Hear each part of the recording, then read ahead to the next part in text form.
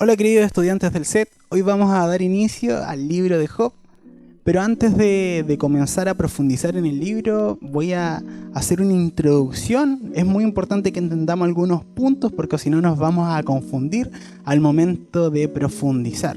El libro de Job es considerado una obra maestra de la literatura de los sabios, de todo este movimiento sapiensal que inició en los tiempos de Salomón.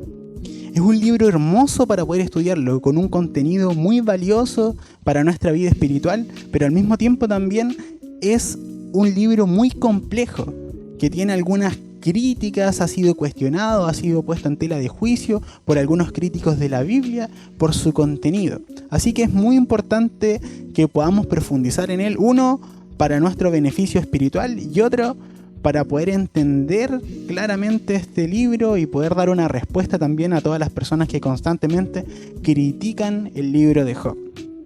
Primero tenemos que entender que hay unas dificultades para poder interpretarlo. La primera es que es un libro muy, pero muy antiguo. Lo segundo es que está escrito en poesía.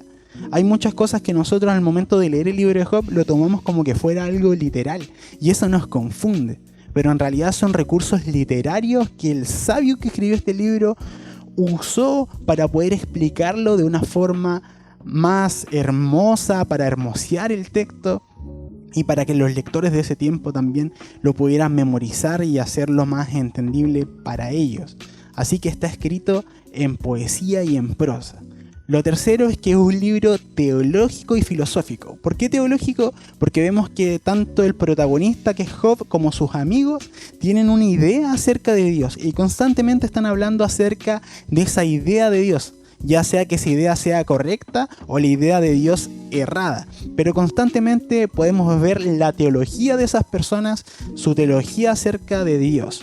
Y lo otro es que un libro filosófico porque constantemente el protagonista de este libro, que es Job, se está preguntando cosas acerca de Dios. Dios, ¿por qué yo estoy viviendo esto? ¿Por qué me sucedió esto? ¿Por qué perdí a mi familia? ¿Por qué lo perdí todo? Necesito que tú me des una respuesta. De hecho, el libro consiste en las preguntas de Job.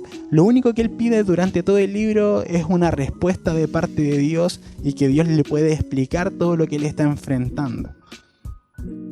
Y si nos ponemos a ver los conceptos literarios y los principios literarios acerca de este libro, podemos ver que parte del libro es prosa, o sea que está escrito en forma de relato, y el resto es poesía.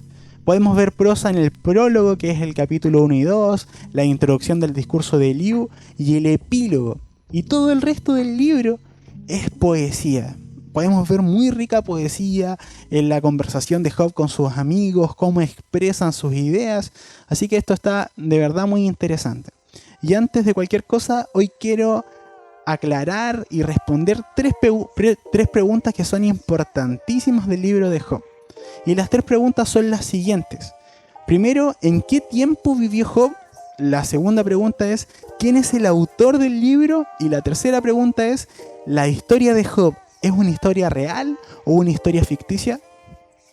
Así que vamos con la primera pregunta. ¿En qué tiempo vivió Job? La edad de Job es mencionada al final del libro y como recompensa se le agregan 140 años de vida después de todo lo que pasó y que es sanado y es prosperado. Y podemos ver que la edad que llegó a tener Job es solamente similar a las personas y los patriarcas que vivieron en Génesis. Después, más adelante, las personas no vivieron tanto. Así que por esta razón podemos deducir que él vivió en los tiempos de los patriarcas. También hay indicios de que Job vivió en el periodo patriarcal y tal vez es contemporáneo de Abraham. Primero porque no hay alusión alguna en el libro a la vida y misión de Israel. El pacto, el tabernáculo, el sacerdocio, no dice nada al respecto. Así que podemos deducir que en el tiempo que vivió Job todavía no era formada la nación de Israel. Lo otro es que se aprecian las condiciones patriarcales, en las cuales la familia es la unidad social y comunal, al igual que los patriarcas descritos en Génesis. Job era el sacerdote de la familia y él servía como intercesor, él servía como sacerdote, él guiaba a su familia espiritualmente. Y cuando vemos los cultos que hacían, todos sus ritos religiosos, eran de una manera muy sencilla, que solamente lo vemos en el periodo patriarcal. Así que no cabe ninguna duda que vivió en el tiempo patriarcal. Así que esa es la época donde Job vivió. La segunda pregunta que tenemos que responder hoy es: ¿quién es el autor del libro? Esta es una pregunta muy conflictiva. Muchas personas tienen su postura acerca de esto. Podemos ver que el Talmud babilónico dice que lo escribió Moisés. Martín Lutero creía que Salomón lo había escrito. Muchos sostienen que el libro en forma presente no pudo ser escrito antes que Jeremías. Algunos dicen que fue escrito después del Salmo 8. Y muchas personas tienen su propia opinión.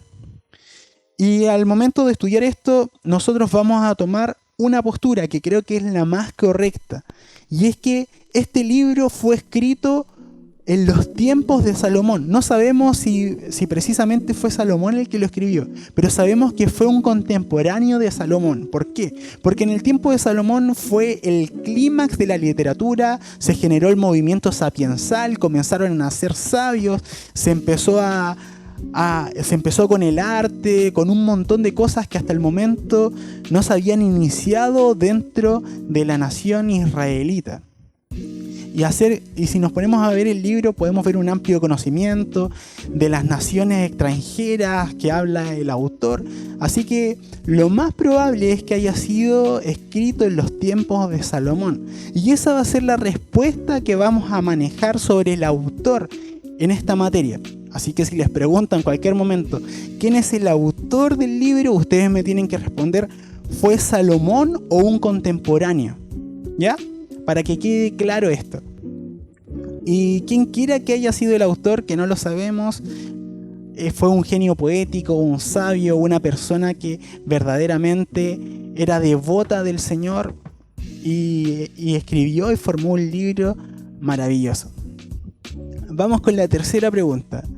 ¿Es una historia real o una historia ficticia? Es una pregunta que muchos se han hecho. Y de hecho hay muchas personas que sostienen que es una parábola, que es una historia ficticia, que es una historia que inventaron las personas de esos tiempos para poder enseñar algo. Y de hecho estuve mirando algunas páginas, algunos autores un poco más liberales, y la mayoría decían que esta historia era una parábola, que realmente Job como persona nunca existió, sino que era una historia que inventaron para poder enseñar que Dios nos termina dando más de lo que teníamos, que Dios no está con nosotros, que hay situaciones y sufrimientos que no entendemos y muchos valores que se pueden sacar del libro de Job, pero en realidad Job nunca existió. Y esto es algo que tenemos que aclarar y tenemos que entender, y no podemos desviarnos de nuestra corriente. Primero, no era parte de los escritores antiguos inventar personajes y presentarlos como reales. Para ninguna cultura. De hecho, nadie lo hacía. Más adelante en la historia sí comenzaron a hacerlos, a inventar personajes y a hacerlos pasar como reales, pero antiguamente no se hacían. Lo segundo es que los hebreos no producían héroes ficticios, siempre se basaban en los hechos. Y lo otro es que cuando vemos una parábola en la Biblia, nunca se usaron nombres personales. Y esto es un tip que todos tenemos que manejar. En las parábolas en la Biblia nunca se usaron nombres personales. Decían, había una viuda, había una virgen, había un hombre, había un trabajador, estaba el esposo, estaba la esposa, había un padre, había un hijo. Pero nunca se dicen nombres personales. Si se dicen nombres personales es que es una historia real. Y en este caso se usan nombres personales, hay conversaciones, se dan datos históricos, se dan datos de lugares, se dan datos de pueblos. Así que no cabe duda que Job realmente existió. Estas serían las evidencias externas para poder decir que Job sí fue una persona real, que la historia de Job sí fue una historia cierta. Y aparte de estas evidencias, también tenemos evidencias internas dentro de la Biblia. Por ejemplo, el profeta Ezequiel lo menciona juntamente con Noé y Daniel como ejemplos de justicia y santidad de vida. Vemos en Ezequiel 14:14 que dice: y aun si Noé, Daniel y Job vivieran en ese país, solo ellos se salvarían por su justicia. Lo afirmo yo, el Señor omnipotente. Y en Ezequiel 14:20 dice: y aun si Noé, Daniel y Job vivieran allí, ni sus hijos ni sus hijas sobrevivirán. Solo ellos se salvarán por su justicia. Yo, el Señor Omnipotente, lo juro por mí mismo. Y no solamente Ezequiel menciona a Job, sino que Santiago también lo presenta como modelo de paciencia. En Santiago 5:11 dice: en verdad consideramos dichosos a los que perseveraron. Ustedes han oído hablar de la perseverancia de Job y han visto lo que al final le dio el Señor. Es que el Señor es muy compasivo y misericordioso. Así que si se menciona en la Biblia como un personaje, como un ejemplo de fe, como un ejemplo de perseverancia, no hay dudas de que fue un personaje real. Así que en este momento tenemos la evidencia externa y la evidencia interna para decir que Job realmente existió. ¿Cuál es el tema del libro? El tema del libro es: ¿por qué sufren los justos? ¿Y es justo Dios cuando sufren los justos? Esas son las preguntas que el libro constantemente se está haciendo. Se las vuelvo a repetir. ¿Por qué sufren los justos? ¿Y es justo Dios cuando sufren ellos? Y al final del libro no nos da la respuesta a esto, pero nos deja la siguiente afirmación, y es que el justo sí puede sufrir. Vamos con algunas observaciones hermenéuticas. Primero es que debemos analizar adecuadamente la riqueza del lenguaje figurado. Podemos ver mucho lenguaje figurado, y de hecho ustedes se van a dar cuenta cuando empiecen a preparar su trabajo grupal para el debate de que hay mucho lenguaje figurado y cosas en las que tenemos que profundizar para entender a qué realmente se refería el autor. Por ejemplo, se menciona al Leviatán, al Behemoth, y si no nos damos cuenta de que se está usando el lenguaje figurado en este momento, empezaríamos a creer en leyendas, en un dragón, en un monstruo marino gigante que había en esos tiempos, y un montón de cosas que algunas personas, al no entender que era lenguaje figurado, empezaron a enseñarlo como doctrina. Y de hecho he visto videos y se lo he mostrado en otras materias, a los que han cursado otras materias conmigo, de que hay pastores, de que hay pastoras, de que han ido a pelear contra el Leviatán, contra el Behemoth en las aguas, y un montón de doctrinas raras que se inventaron por no entender que el libro de Job está usando el lenguaje figurado. La segunda observación que tenemos que tener en cuenta es que debe estudiarse los personajes que intervienen a la luz de su propia teología y determinar hasta qué punto expresan una verdad a medias o un error. Podemos ver acá a varios personajes que comienzan a interactuar dentro del libro. Vemos a Job y a sus amigos, y cada uno de ellos da su idea acerca de Dios y su idea acerca de lo que Job y su familia tuvieron que enfrentar. Y a pesar de que el libro de Job es inspirado por el Espíritu Santo, las ideas que tienen los amigos de Job y las ideas que tiene Job en algunos momentos son ideas erradas. Obviamente nos cuentan cómo sucedió, nos cuentan lo que ellos pensaban, pero obviamente las ideas que ellos tenían eran ideas correspondientes a esos tiempos. Y ahora en un ratito voy a profundizar un poco más en eso. Pero por ejemplo, vamos con Job 8 del 4 al 7, que una de las cosas que dijo uno de sus amigos, que fue Bildad, dice así: él le dijo esto a Job: si tus hijos pecaron contra Dios, Él les dio lo que su pecado merecía. Pero si tú vuelves la mirada a Dios, si le pides perdón al Todopoderoso, y si eres puro y recto, Él saldrá a tu defensa y te devolverá el lugar que te corresponde. Modestas parecerán tus primeras riquezas comparada con tu prosperidad futura. Entonces, si uno no entiende que hay personas que interactúan acá que están equivocadas, o que expresan una verdad a medias, o que algunos sí expresan una verdad, nos confundiríamos un montón. Ponte tú que una persona agarre estos versículos y se lo entregue y lo tome como que es doctrina, y que la palabra nos enseña esto. Llegaríamos a pensar que si uno de nuestros hijos peca contra Dios, Él les va a dar un castigo por su pecado, y que si a algún hijo de nosotros le pasa algo, es por castigo. Y que si nosotros nos volvemos a Dios, nos va a dar mucho más de lo que tuvimos, muchas riquezas, y vamos a tener prosperidad Si nosotros tomamos estos versículos por separado, podemos irnos por la teología de la prosperidad, podemos irnos por una teología de castigo, de un Dios opresivo, de un Dios opresor. Así que tenemos que entender que la visión que dan los diferentes personajes están muchas veces erradas. Y tenemos que profundizar a la luz de la Escritura con el Nuevo Testamento qué ideas de cada personaje si fueron correctas y cuáles no. Y en gran parte son ideas incorrectas para que tengamos en consideración. La siguiente observación es que es evitar ver en determinados pasajes más de lo que realmente significan. Algunos pasajes fueron usados como recursos literarios, como les dije recién, pero cuando uno se pone como a darle más importancia de lo que realmente tiene, puede llegar a doctrinas erradas, como les dije recién.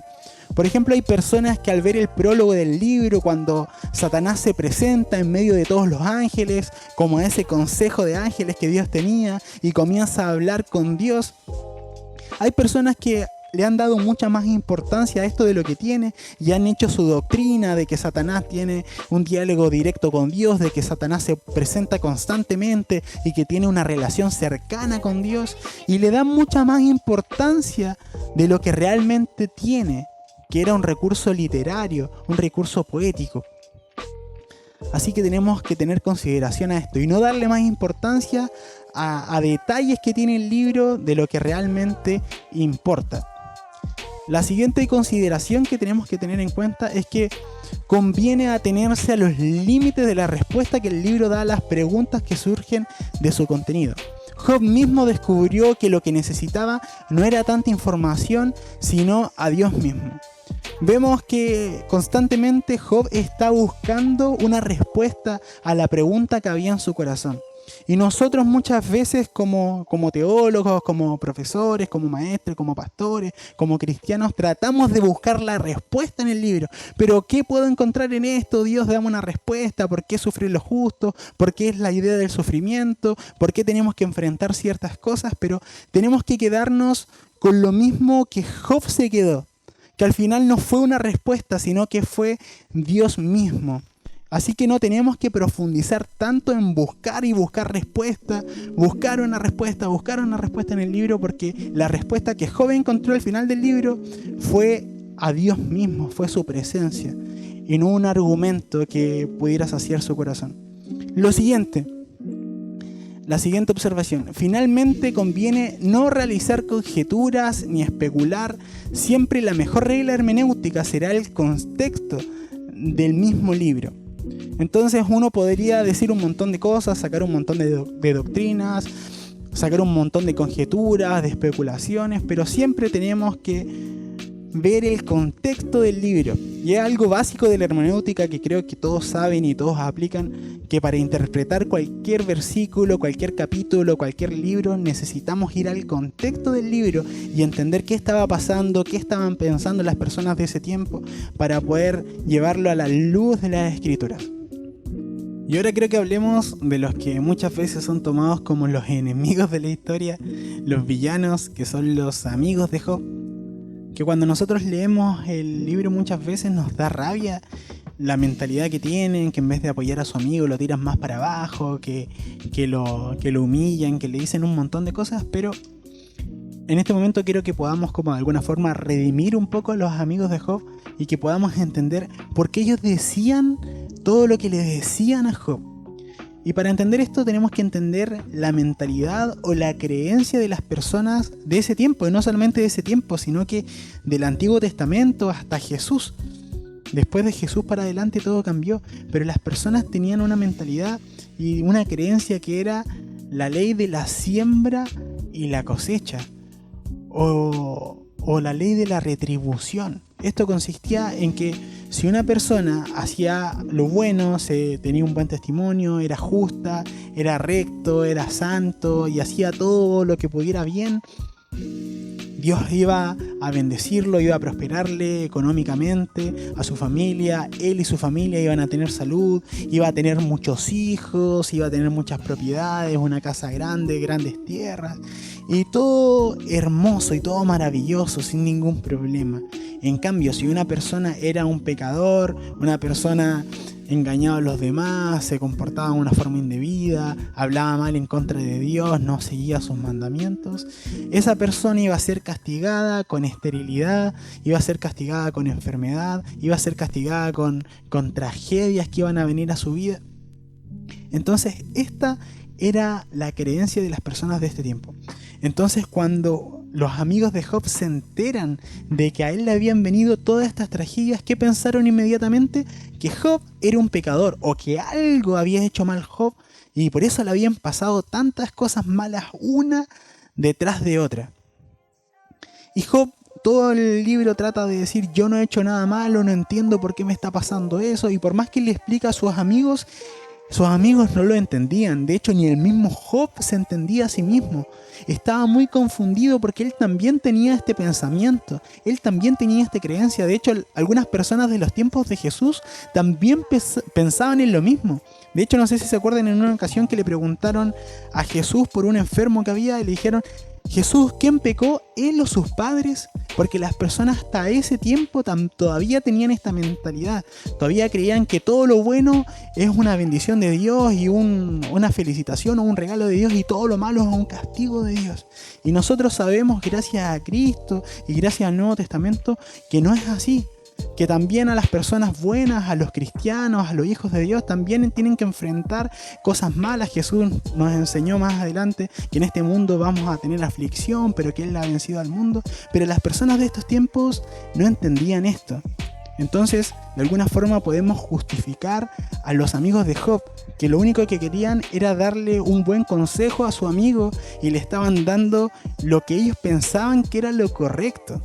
Yo creo que si nosotros hubiéramos vivido en ese tiempo, probablemente también le hubiéramos dicho lo mismo. Porque cualquier persona que podría decirse seguidora de Dios en esos tiempos o devota de Dios, que tenía esa creencia. Y ahora me quiero enfocar un poquitito en los amigos de Job y sus características. Y para esto voy a poner una ayuda visual de cómo yo me lo imagino, las caras de los amigos de Job. Así que vayan mirando sus caras y escuchando sus características para que vayan imaginándose todo esto y cómo eran ellos. Puse unos viejitos súper random, así que espero que no se enojen por los viejitos que puse. Ya, primero tenemos a Elifaz. Elifaz se caracteriza como un sabio venerable y devoto, el cual tiene entendimiento penetrante, acompactado de compasión tierna, pero capaz a la vez de ser severo. Argumenta basándose en la experiencia de sus largos actos y los hechos.